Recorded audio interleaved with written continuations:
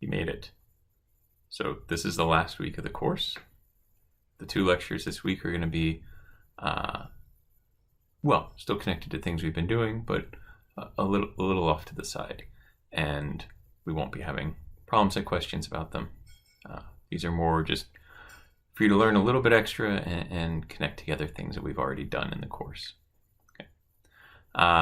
So today's lecture is all about this thing. I hope I'm pointing the right way. There's like a weird camera reversal thing. Anyhow, the amorphous undulating red and black blob above my head, whichever direction it is.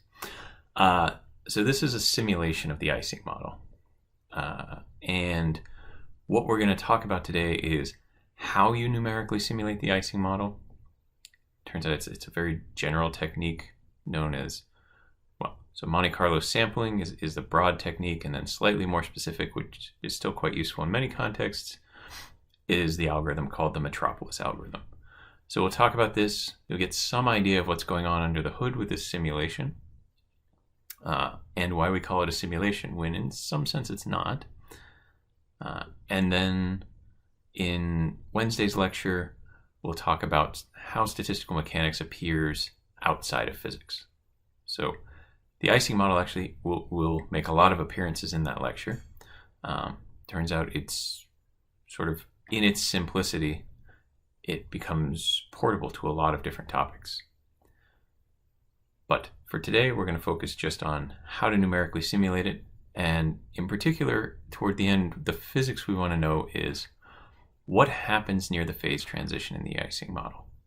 So we'll look at that in the context of these simulations, and you'll have some idea of how we learn about these things when our analytic techniques sort of give up on us.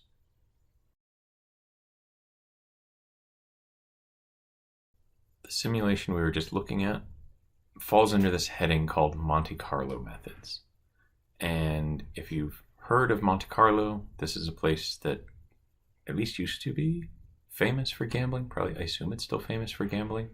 Anyway, we'll call it a famous place to gamble in the Mediterranean. And like it's in James Bond movies. Anyway, so gambling involves randomness, and that's the reason these are called Monte Carlo methods, is because they are simulation techniques, or we'll start by just saying calculational techniques. They're calculational techniques that involve randomness. So to give you an idea of why we need to put randomness into our calculations,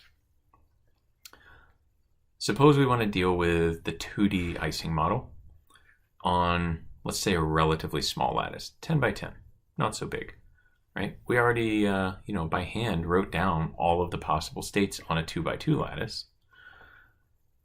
But it turns out that the state space for the Ising model grows exponentially with the lattice size. We talked about this a bit in the last lecture. So if I have a 10 by 10 lattice, each lattice site can be either up or down. So there's 2 options for each of 100 lattice sites. That's 2 to the 100. 2 to the 10 is about 1,000 raised to the 10. So this is 10 to the 30 states. That's a lot of states. Like way more than we can write down by hand. In fact, way more than we can generate on a computer. You've already looked at like how many seconds there have been since the beginning of the universe, so you know you'd have to generate something like a trillion states per second since the beginning of the universe, something like that, to get this many states. So we can't just sort of write it down and do the sum, right? We want the partition function. So we say, yeah, sure, it's just the sum from 1 to 10 to the 30 of e to the minus beta energy of the state. But of course, we can't even write down that number of states. So let's write this a little differently. Instead of using each individual state, what if we just do a sum over the energy levels? Okay. So we have some degeneracy factor. How many different ways can we make the same energy on this 10 by 10 lattice? And then e to the minus beta energy. Okay. Well, this looks much better as a sum, at least I'm assuming n is not going to be 10 to the 30th. So let's see, how big is n? how many different energy levels does this Ising model have? Well, so I've colored this up here, right? We've got our 10. Yeah, I got tired after 3. Sorry, guys. We've got our 10 by 10 lattice. You'll get the idea from this drawing. So if I look at horizontal links, right? I've got 1, 2. Everybody has a link pointing to their right, except for the last one. So there's 9 links across. Right? And then each row has horizontal links, so there's 10 rows. So 9 by 10, we have 90 horizontal links. Same story vertically. We have everyone points down, except for the last guy. So there are 9 links per column, and there's 10 columns. So 10 columns times 9 links per column is 90. So we have a total of 180 links in this lattice. And why am I counting links? Because, as I had written up here, but didn't actually point out, the energy in the Ising model is minus epsilon times the sum over nearest neighbors. And I think last time I wrote neighbors the way I've always written it, but it deserves an extra U, right? Sum over neighbors of SI, right? The product of the two spins. So we're going to sum over pairs of neighbors. Pairs of neighbors are connected by links. So if we count links, we count the number of terms in the energy. Now, each of these terms is either +1 or -1. So at most, we can have 180 links all be negative. Then the energy is going to be minus epsilon times -180. Or all 180 links could be positive, in which case it'd be minus epsilon times 180. Okay, so we can write this as minus epsilon times an integer. The integer falls in this interval, and it has to be even.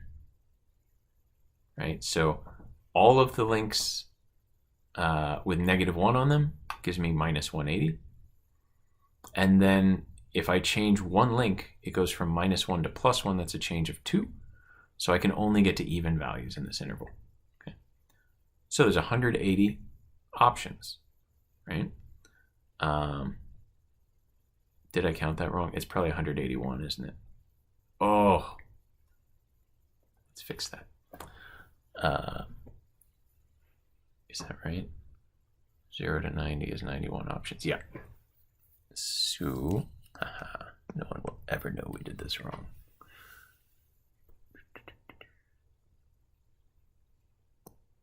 Oh, well, they'll know if they see that. Okay, let's try that again. 181. Huh. Just like it would always be.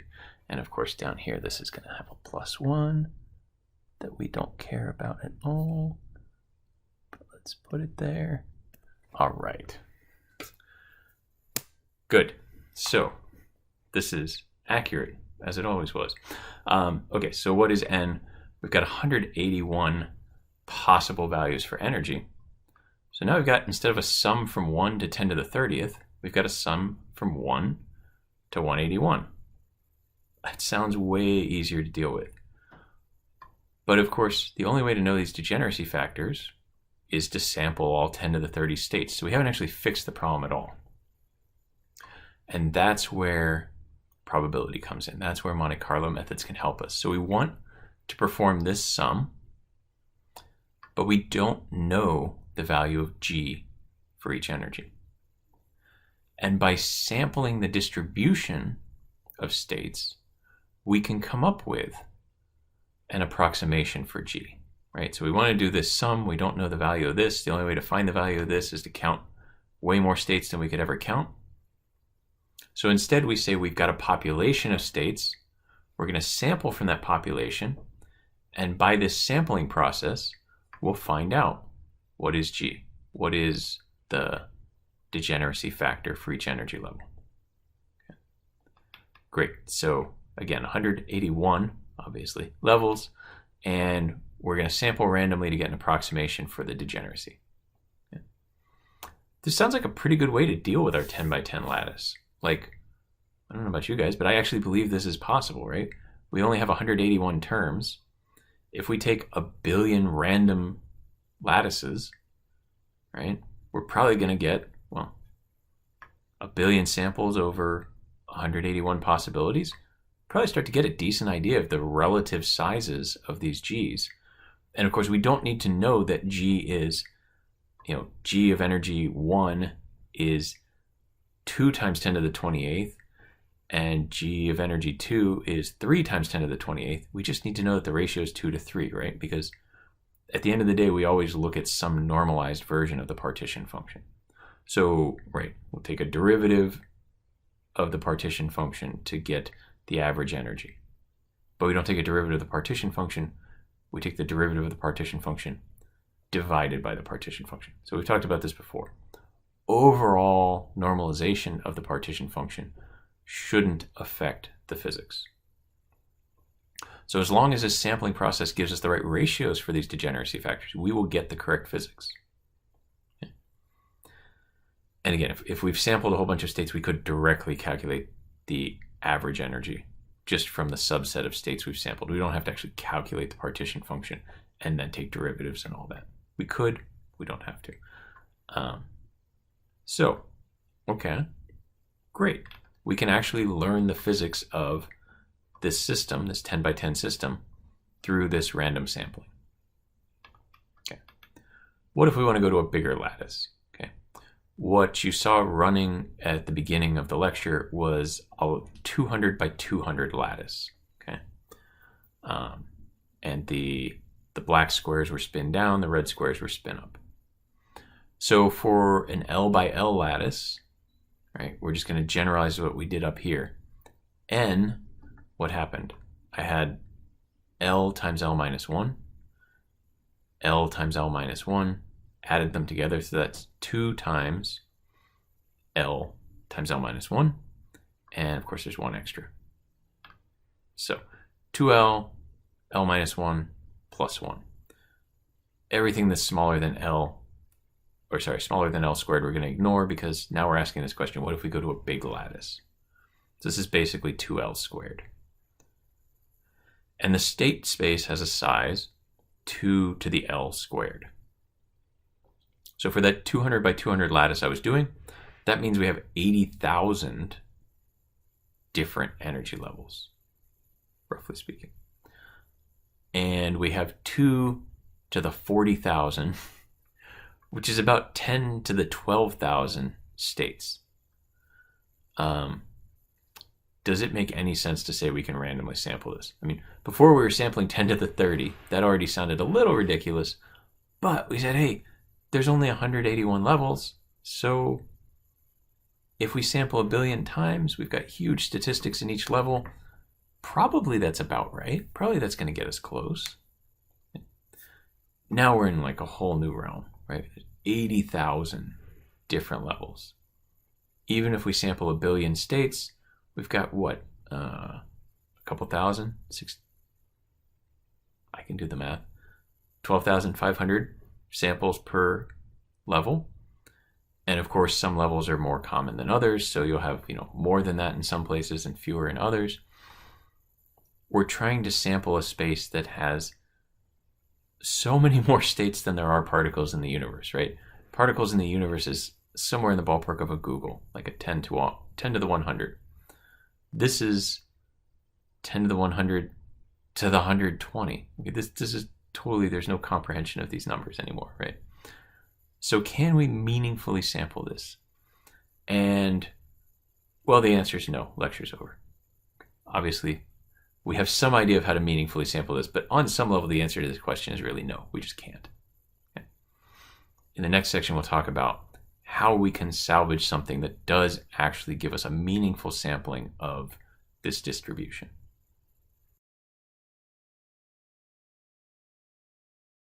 Now we'll look at how we can solve this seemingly intractable sampling problem.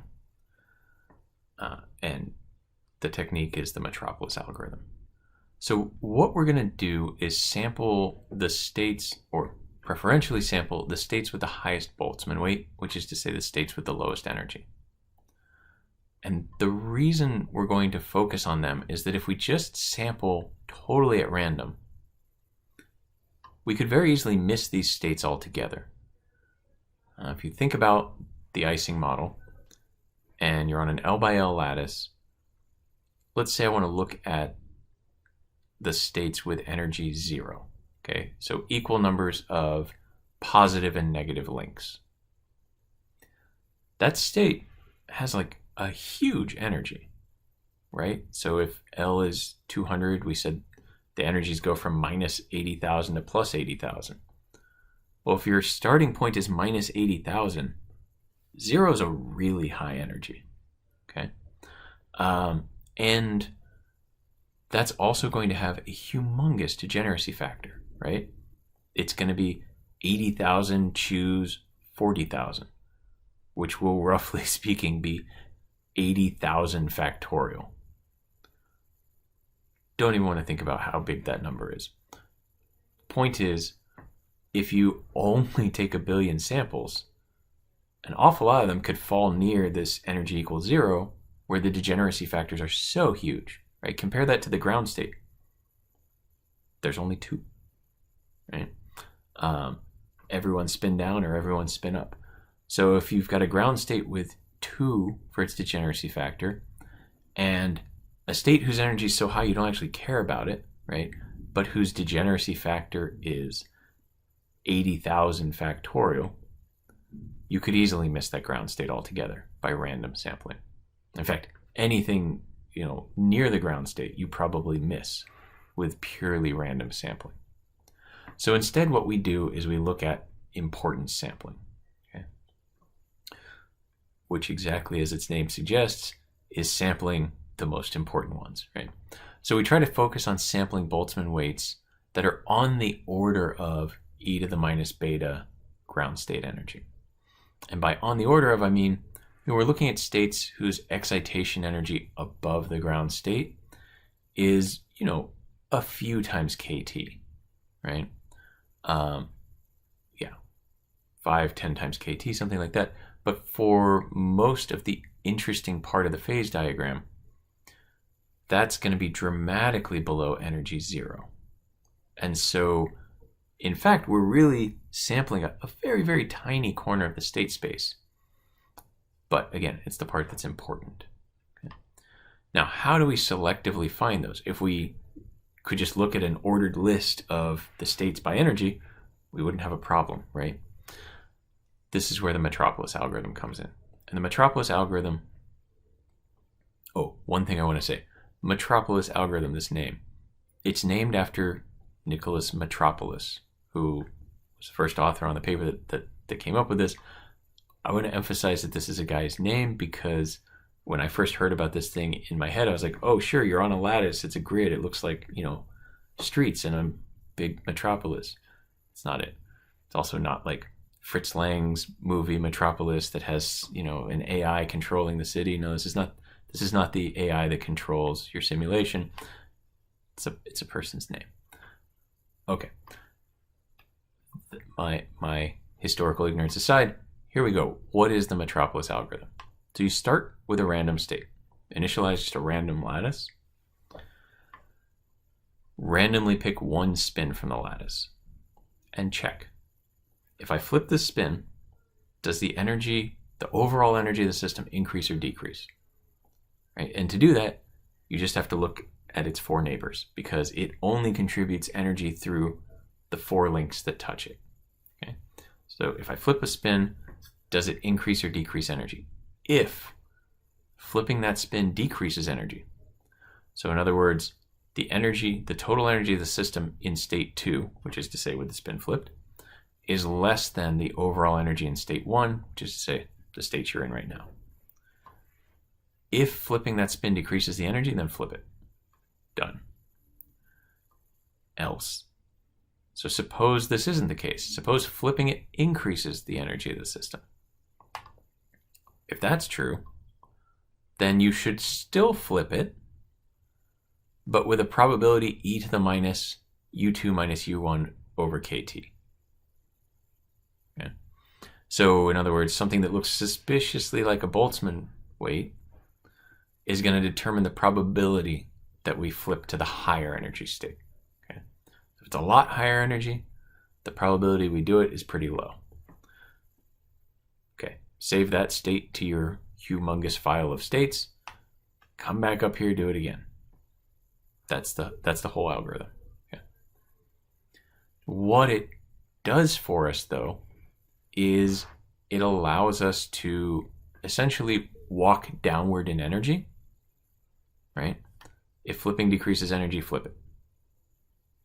So we're walking downward in energy, but once our energy scales start to look like the temperature we're at, there's a chance to flip it back up. So we sort of walk down in energy toward an energy scale that looks like KT, and then we can fluctuate around that based on this Boltzmann weight. So that's the idea.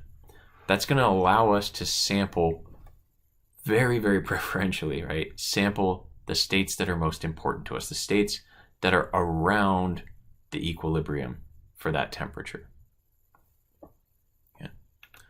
And so I've just said this down here. Focuses on sampling the most important set of states, but it's that's it. It's not a very complicated algorithm. The simulation I was running before, it's like 50 lines of Python. And I put a lot of spaces in my code. I try not to be that physicist programmer whose code is unreadable. Can't say I succeed all the time. I try not to be. So yeah, this is not complicated to implement at all. But it's extremely powerful, right? This is going to allow us to generate accurate results for the Ising model, even when the state space is something like 10 to the 12,000. And I should say, we know that this works because the 2D Ising model can be solved exactly. I mentioned this in the last lecture. We're not going to do it because the math that goes into it is quite complicated, but we have the exact results, so we can do these simulations and then compare. And I keep slipping and saying simulation. Again, what I've told you about so far is not a simulation. It's just a way to calculate either the partition function or the average energy, or this sort of thing. So we can calculate these observables from the Metropolis algorithm, and then we can compare them to the exact result, and they match extremely well. So this, it's not just, hey, it looks like a good idea, it probably works. It's been verified, at least where we have exact results, that this thing does what we expect it to. Namely, it reduces this problem down to something we can actually calculate.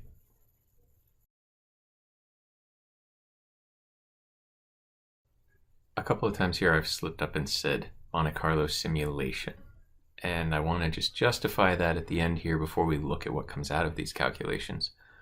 Because, again, I do want to emphasize what we have done is come up with a way to sample the distribution of states, which would allow us to calculate average energy, average magnetization. All the thermodynamic quantities we might be interested in, we can calculate them.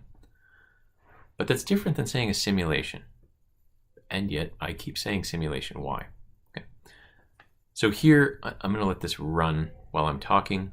It's probably more entertaining than me anyway. So this is my Metropolis algorithm. It's initialized to a random value. You can see there's not really any structure to this. It's just noise. Okay. I'm going to start the run, and it's going to evolve. Now, if it starts out truly random, that's probably a representative state for extremely high temperature, right? Like I said, it's probably something like energy 0, which compared to negative 80,000, sorry, this is a smaller lattice, this is just 100 by 100, so compared to negative 20,000, right? 0 is a really big energy. As we do our steps, right, let me just bring back the algorithm, pick a spin, flip it if it decreases the energy. If it increases the energy, you take the Boltzmann weight and maybe flip it. So generically, we're lowering in energy until we get to a state that's kind of the type of state we'd expect to be looking at equilibrium for this temperature. And now, so this maybe needs to run to about 1,000 before we're really at, we're sure, or never sure, we're pretty sure that we're in the kind of states that we expected equilibrium at this temperature. So what's going to be going on once we're there? Suppose we're at some state S1. So let me pause this, okay? After 838 steps, and actually hiding inside of there, we're doing 1,000 steps per step. So this is 800,000 steps of this Metropolis algorithm. Suppose we're at some state, we'll call it S1. What's the probability that in the next step we'll transition to state S2? And we're going to assume S2 has one spin different, and we're going to assume it's higher U since Metropolis has this binary, is the energy going up or down? Okay. So state 2 has a higher energy, then the probability to go from state 1 to state 2 in the next step is 1 over n, where n is the number of lattice sites. Okay, so let's call it 1 over L squared. Okay, you know what I mean here. This is the number of lattice sites. You know what? Let me just change that.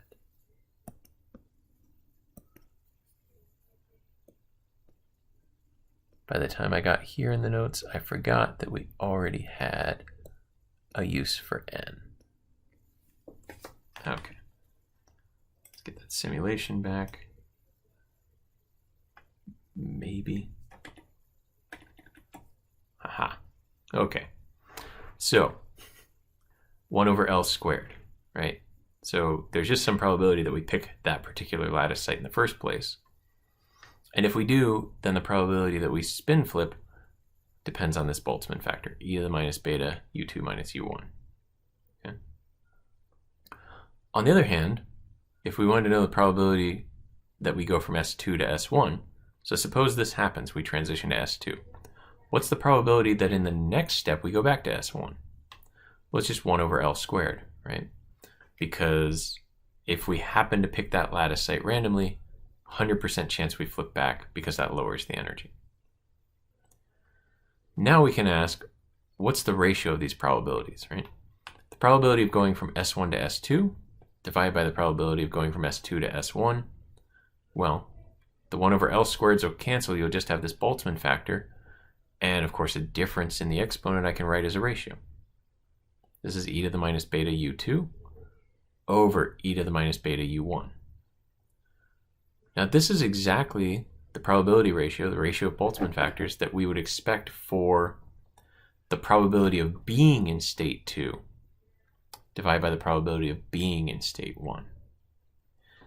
And in fact, if we only had these two states, that's it in the whole realm, that's what would happen. We'd end up with exactly this probability ratio in our sampling. Another way to say this is if I'm at equilibrium or near equilibrium, so I'm assuming now that these two states are both close to the equilibrium configuration or close to one of the equilibrium configurations, the probabilities of being in each of those two states, we'll have this ratio, but that also means the random thermal noise will drive this transition versus this transition with the right Boltzmann weight. So in other words, the numerical dynamics, which I'm going to start again, okay, keep you entertained up here. The numerical dynamics has the right transition rates for the physical dynamics of the system. Okay, so we didn't set out to simulate the dynamics, right? Normally with a simulation, you'd think like, oh, I've got a partial differential equation that describes the dynamics, and I'm going to use some, whatever technique, Runge-Kutta, some more complicated finite element thing, whatever. I'm going to use some technique to simulate the dynamics that partial differential equation describes. Here we've taken a calculation that doesn't have sort of an underlying dynamics rolled into it, but secretly it does, right? The Metropolis algorithm was designed around these Boltzmann weights and transitioning based on Boltzmann weights. So the dynamics is sort of secretly there inside, which is why you can approximately think of what's going on here as the temporal dynamics of the system near equilibrium. Okay. So these little spin flips are going on, and in a non-zero temperature system, you will have thermal fluctuations of the spin state. This particular simulation is at 2.27 epsilon. That's KT. Oddly specific. Turns out this is sort of very close to the phase transition. So in the last lecture, we talked about mean field theory predicts a phase transition from the high temperature disordered state, right, to this low temperature state where the spins align. And again, this whole process we calculated in mean field theory, that you go from having a single equilibrium at zero magnetization to 3 possible equilibria. 2 of them are at non-zero magnetization and are stable.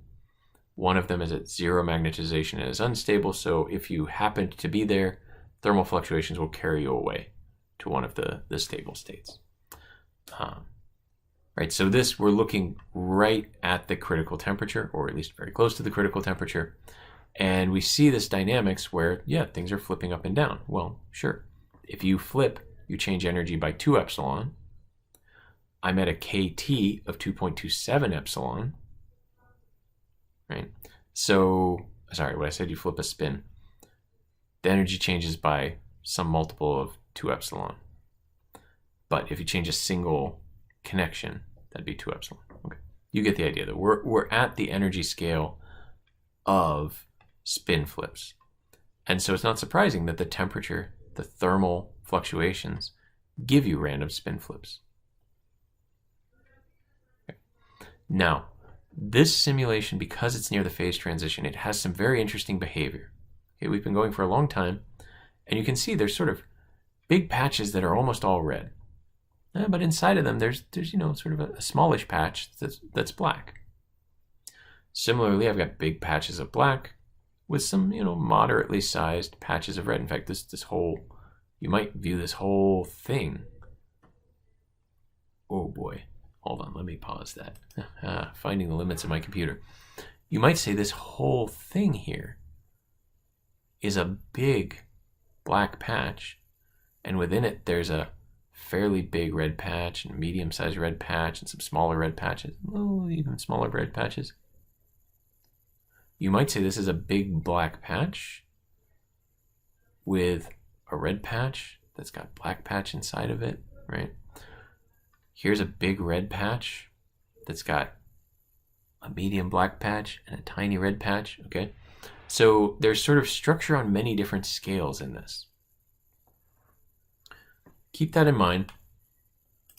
That structure on many scales also slowly changes with time. So if you look back in the video to when t equaled 1000 here, you're going to see the overall structure even has changed with time while I'm talking. Okay. So this is sampling different sort of global structures in addition to these small fluctuations that you just see by eye from moment to moment.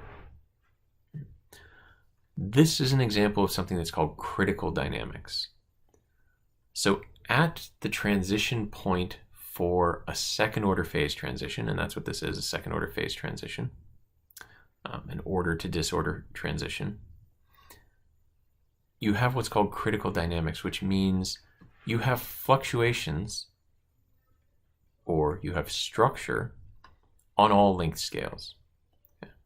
This is something that you're going to get some inkling of from looking at the phase transition in the homework problem. Okay. But this dynamics is what's underlying that. All right, last section, I just want to show you a few different simulations because you can look in Schroeder and see, end results of different Metropolis simulations, but it's way more fun to see them moving around, right? And in fact, what I said about the global structure changing with time, you can already see it, right? Before I said, oh, there's kind of a black patch that's like this. Now I would say there's a black patch that's like a rectangle. And inside of that, there's some reasonably big red patches. And some of these red patches have little black patches appearing and disappearing inside of them, right? That's that sort of structure on multiple scales that I'm talking about.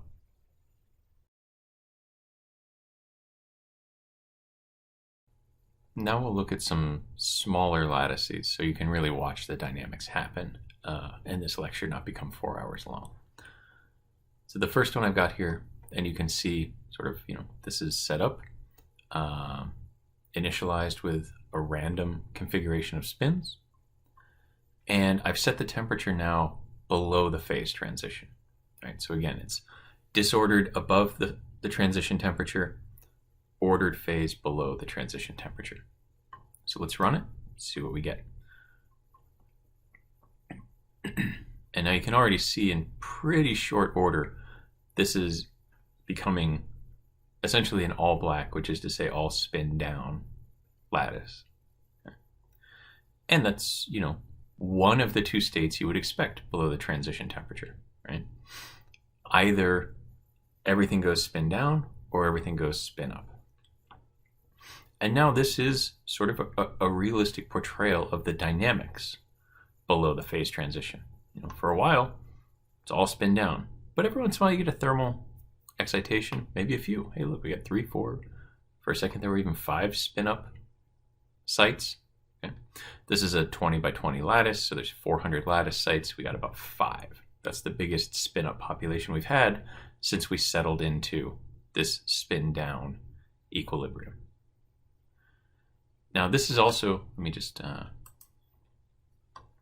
reset, get a different random initial state, run it again. This is going to highlight also one of the potential weaknesses of the Metropolis algorithm. You can already see this is going to be a red one. This is going to be a spin up lattice. And when I say this one's going to be a spin up lattice, you can see a bit of the problem, which is that there are 2 states with extremely high probability. And this sort of dynamical walking of the Metropolis algorithm, it can get you to one of those states, right? But once it's walked down into one of the states, it would be extremely unlikely for this to suddenly flip spins, right? So this is all red, so this is all spin up. Again, you see little spin downs appearing periodically. This guy's got some staying power. Okay. Things are winking in and out again. Oh, it's gone finally. So this is all or almost all spin up. The probability of it to flip all the way down, you might say, oh, they're the same energy. It could happen. No, but remember, this goes one spin at a time, right? So somewhere in the middle, it's got to get to where it's like half and half spin up, spin down. And that's tremendously higher energy than either of the ground states. So by just running Metropolis once, you only actually sample one of your 2 possible states. Now you could say, okay, no big deal. We just run Metropolis with different initializations. That's fine for this particular model where we know there should be 2 ground states, right? Or at least mean field theory suggests to us there should be 2 ground states. On the other hand, if we had a more complicated model that, let's say we didn't trust mean field theory, or somehow you couldn't solve mean field theory, maybe a better argument is a model where you don't trust mean field theory. Then you don't know how many ground states you have. So you say, yeah, just run Metropolis a few times. Okay. How many? Have I run it enough times? Have I sampled all of the ground states?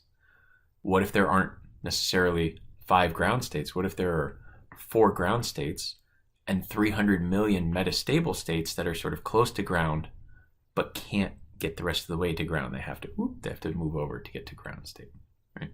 So this is one of the potential shortfalls. Here, since I'm still talking, let's reset and try one more. These are potential shortfalls of the Metropolis algorithm, right? It can find itself in just one ground state if you have multiple ground states, or potentially worse, it can find itself in a metastable state that's sort of, you need a macroscopic change of spins to be able to get to the real ground state, but that's unlikely to happen. Actually, let me pause this one because there's one other point I want to make here, which is the way that I've written this simulation, and it's generally how you do these things, this lattice has periodic boundary conditions, right? So actually, this spin here is a nearest neighbor to this spin here, and this spin here is a nearest neighbor to this spin here. Okay. So this looks like a black stripe separating two domains of red, or in other words, a spin down stripe separating two domains of spin up. But actually this is one domain of spin up. It connects through the edge here, right? Comes around to here.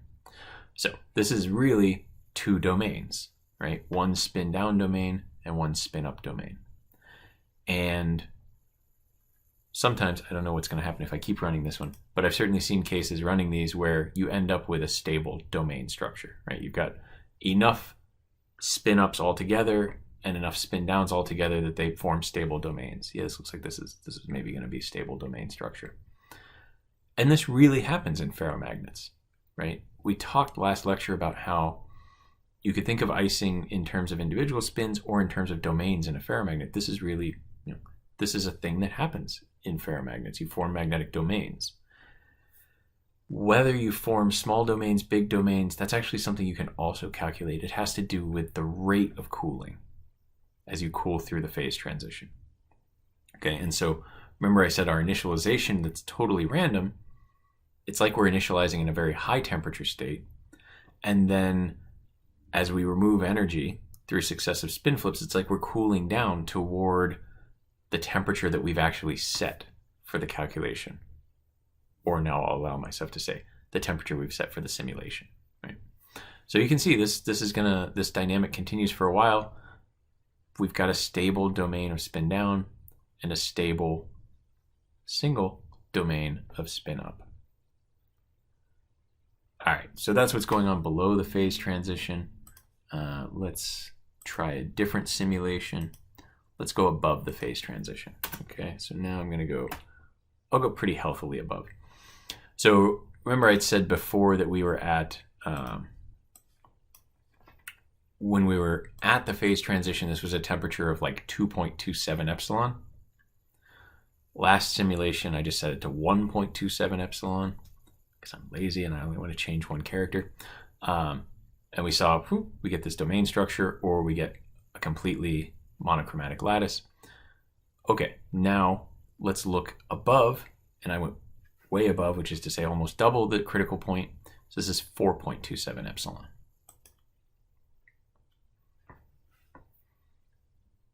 Okay, a lot of flipping around going on. Sorry, that was rude. I don't have any tea to offer you. This is going to go on pretty much forever. So when we're above the phase transition, we don't see structure form. Okay, makes sense. We called it a disordered to order phase transition. Well, here we are above the phase transition and we're disordered. Okay. Let's change that a little bit. Let's go to a really way above the phase transition. Let's go to 10.27. Okay.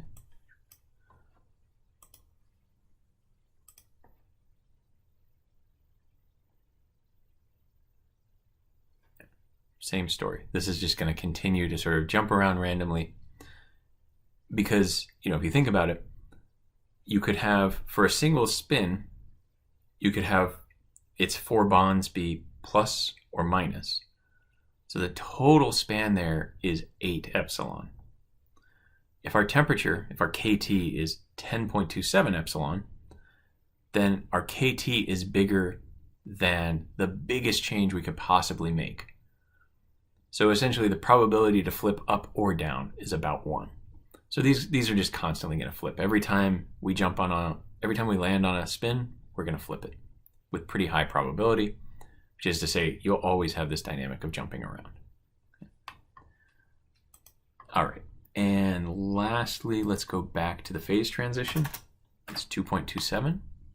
Okay, and here we go. This PYCX simulator. This is just a little library that makes it very convenient to make,